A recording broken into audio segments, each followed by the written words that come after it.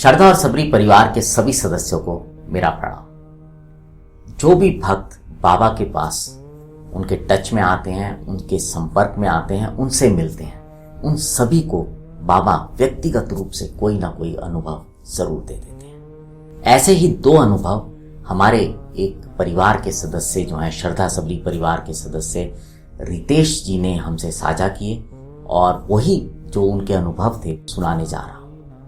इन अनुभव को सुनने के बाद आप समझ पाएंगे कि बाबा क्या नहीं कर सकते।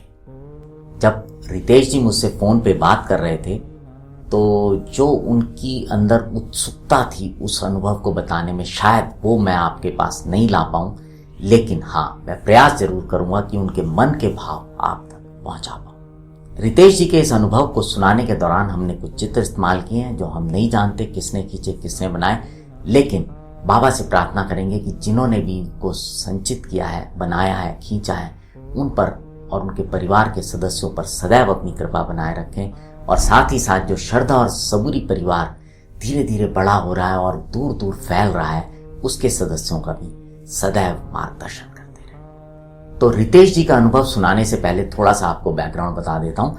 रितेश जी अपने परिवार के साथ, मतलब अपने माता पिता के साथ मुंबई में रहते थे। उनके पिताजी सरकारी नौकरी में थे, उसी सिलसिले में वो मुंबई रहा करते थे। और जब पिताजी रिटायर हो गए तो रितेश जी भी उनके साथ अपने होम टाउन उत्तराखंड के कोटद्वार शहर में आ गए और अपना जीवन वहीं जी रहे हैं। तो ये बात सन 2004 की है, जब रितेश चौधरी मुंबई में रहा करते थे और एक बार वो अपने मित्र के साथ अचानक ही शिरडी चले गए। और जब वो शिरडी गए तो वहां पर उनका बाबा के दर्शन करने के बाद मन बहुत प्रसन्न हुआ और उनको सौभाग्यवश जो काकड़ आरती थी वो अंदर जाकर भी, जो बाबा का समाधि मंदिर का हिस्सा है, यानी कि जो बूटीवाड़ा वाला हिस्सा है, वहां अंदर से बैठकर उसको अटेंड करने का सौभाग्य प्राप्त हुआ, जिससे उनके मन में बहुत ही प्रसन्नता हुई और उनको वहां पर बहुत अच्छा लगा। और उसके बाद ये सिलसिला हर साल चलता रहा। लेकिन होता क्या था कि जब वो मुंबई से अपना शाम को बस पकड़ के आते थे और रात को लाइन में लग जाते थे काकड़ आरती के लिए, तो बाद में क्योंकि धीरे धीरे भीड़ बढ़ने लगी तो होता ये था कि उनको अंदर मौका नहीं मिल पाता था। और ये कहीं ना कहीं मन में उनके एक इच्छा जो थी वो दबी सी रहती थी और जब भी वो जाते थे उनके मन की इच्छा पूरी नहीं हो पाती थी। और इसी प्रकार साल दर साल बीतते रहे और सन 2012 की बात है, वो अपने मित्र रवि के साथ शिरडी गए। इस बार उनके मन में बहुत तीव्र इच्छा थी कि बाबा मुझे मौका दे दो कि मैं बूटीवाड़े के अंदर बैठकर आपकी काकड़ आरती सुन सकूं। वो शिरडी पहुंचे और जैसा रात को वो लाइन में लगे, और जब वो लाइन में लगे तो तब तक भीड़ थी तो उन्हें लगा आज भी पता नहीं ऐसा ना हो नंबर ना आए, और वही हुआ। जब वो वहां पर पहुंचे तो भीड़ ज्यादा थी, तो जो आगे का हिस्सा है वो भर जाता है। उसके बाद जो लोग हैं उनको पीछे जो द्वारका माई के साथ बना हुआ हॉल है वहां पर भेज दिया जाता है। लोग वहां से दर्शन करते हैं और वहीं से बाबा की आरती, काकड़ आरती अटेंड करते हैं। मैंने स्वयं भी पीछे खड़े होकर कई बार काकड़ आरती अटेंड किया। अब काकड़ आरती जब वो अटेंड कर रहे थे तो उनके मन में लगा आज भी मौका नहीं मिला। खैर काकड़ आरती उन्होंने की और उसके बाद जब वो वहां पर पीछे बाबा का तीर्थ जो मिलता है, स्नान तीर्थ, वो लेने के लिए वहां गए तो वो भी नहीं मिला, वो भी समाप्त हो गया था और मन उदास हो गया। उसके बाद वो द्वारका माई गए बाबा के दर्शन करने के लिए द्वारका माई में। अब जब द्वारका माई गए, लाइन में लगे और जब बारी आई तो पता चला कि ऊपर जाने की इजाज़त नहीं थी। उस दिन नीचे से ही जो है दर्शन करके सबको विदा कर दिया गया। अब जो था वो जो दुख था वो और बढ़ गया। अब वो मन ही मन सोचने लगे कि बाबा मुझसे ऐसी क्या गलती हो गई कि मैं तो बड़े भाव लेके आया था यहाँ पर दर्शन करने के लिए और फिर भी आपने मेरी 3 में से कोई भी बात पूरी नहीं। मतलब और तो और काकड़ आरती की इच्छा तो हुई नहीं, मुझे तीर्थ भी नहीं मिल पाया और ना ही द्वारका माई में ऊपर जाकर बाबा के दर्शन करने का सुख प्राप्त हुआ। अब ये सब जो था उनको मन में जो थे सवाल उठने लगे, मुझसे क्या गलती हो गई। बाबा होता है ना, जैसे जो भक्त होता है वो प्रेमवश फिर सवालों में उलझ जाता है कि क्या हुआ ऐसा, मैंने कुछ गलत तो नहीं कर दिया, बाबा मुझसे नाराज तो नहीं है। यही सब उधेड़-बुन उनके मन में चलती रही। उन्होंने कहा चलो कोई बात नहीं, अगले दिन भी जाकर प्रयास करूंगा। अगले दिन भी जब वो रात को 1 बजे के करीब लाइन लगती है तो वो भी पहुंच गए वहां पे, लाइन में लगे। उन्हें था कि आज शायद मेरे को अंदर बैठ के आरती करने का मौका मिल जाए। लेकिन जब वो लाइन में पहुंचे तो उन्हें समझ में आ गया कि आज भी जो है मेरा नंबर नहीं आने वाला।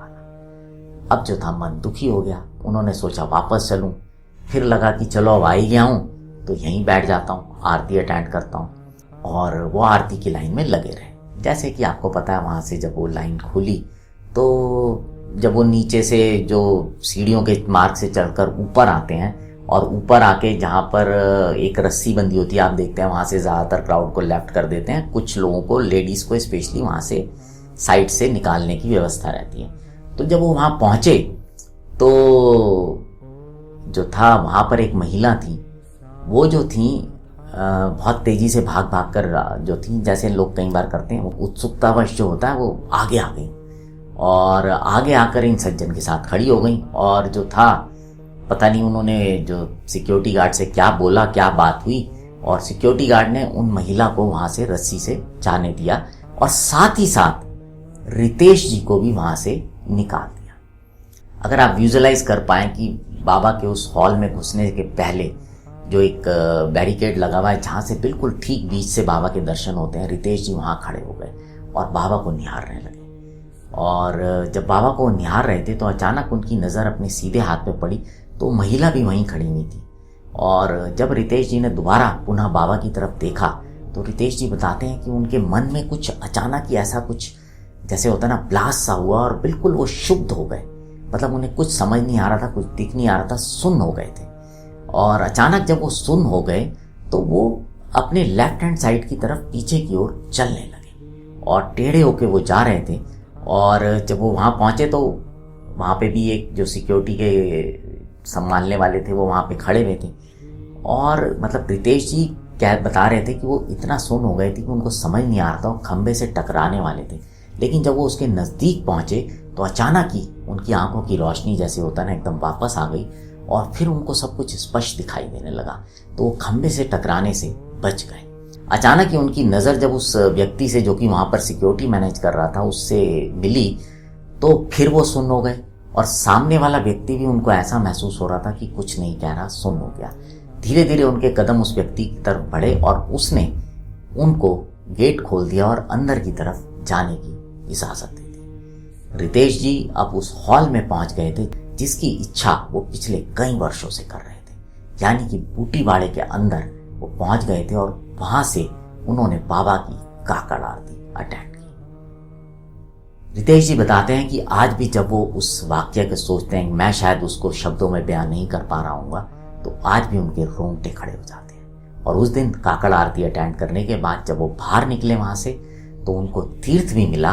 और जब वो द्वारका माई दर्शन करने गए तो बाबा ने उन्हें ऊपर से आकर आशीर्वाद लेने का भी मौका दिया।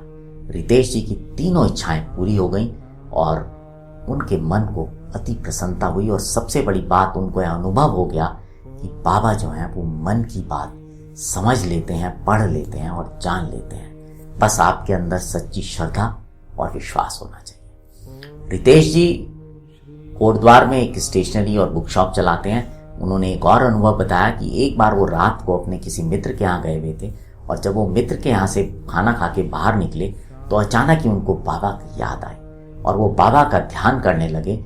और वो ध्यान करते करते बाबा के दर्शन, जैसे मानसिक दर्शन करते हैं, वो समाधि मंदिर में बाबा के मानसिक दर्शन करने पहुंच गए। जब दर्शन करने के बाद अचानक ही उनकी आंख खुली तो अनायास ही उन्हें महसूस हुआ कि कोई उनके पीछे की ओर कर रहा है। और जब उन्होंने पीछे की ओर देखा तो वहां पर एक टाइल लगी हुई थी जिसपे बाबा विराजमान थे। उस टाइल पे बाबा की फोटो थी। रितेश जी कहते हैं कि बाबा ने मेरे मन की बात दोबारा पढ़ ली और मुझे आशीर्वाद दिया। अगर आपके पास भी ऐसा कोई अनुभव है जो आप हमारे साथ साझा करना चाहते हैं तो हमें ज़रूर बताएं। अपना कॉन्टैक्ट नंबर हमारी ईमेल आईडी radiodwarka@radiodwarka.com पर हमें लिख कर भेजें। हम प्रयास करेंगे आपके संपर्क में आने का और आपसे बात करके आपके अनुभव को जानने का। अब आपसे विदा लेते हैं। जुड़े रहें श्रद्धा और सबरी के साथ। नमस्कार।